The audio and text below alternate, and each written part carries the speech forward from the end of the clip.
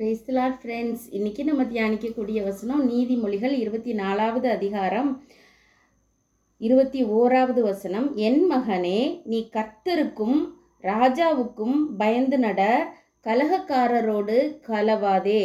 ஆமாம் ஃப்ரெண்ட்ஸ், ஏசப்பா சொல்கிற அட்வைஸஸ் எல்லாம் பார்த்திங்கன்னா ஆழமாக தியானித்து பார்த்தா அதில் நிறைய அர்த்தம் இருக்கும் ஃப்ரெண்ட்ஸு. இன்றைக்கி எந்த ஒரு காரியத்துக்குனாலும் வாங்க புரட்சி பண்ணலாம், வாங்க நம்ம போராட்டம் பண்ணலாம், நம்ம இந்த மாதிரி ஸ்ட்ரைக் பண்ணலாம் அப்படின்னு சொல்கிற கூட்டம் நிறைய பேர் இருக்கிறாங்க ஃப்ரெண்ட்ஸ். என்ன காரணம் அப்படின்னா, அவங்க எல்லா நம்பிக்கையும் 100% நம்பிக்கையை கர்த்தர் மேலே வைக்கிறதில்ல. நம்ம ஏதாவது ஒன்று செஞ்சால் நம்மளுக்கு வெற்றி கிடைக்கும் அப்படின்னு அவங்க நினைக்கிறாங்க. ஆனால் இந்த நேரத்தில் ஆண்டவர் என்ன எதிர்பார்க்குறாரு? நம்ம முழங்கால் படிட்டு ஆண்டவரை நோக்கி கூட்டம் கூட்டமாக ஆண்டவரை நோக்கி நம்ம தேடும் பொழுது நமக்கான காரியங்கள் கர்த்தர் செய்வேன் அப்படின்னு சொல்கிறார் ஃப்ரெண்ட்ஸ்.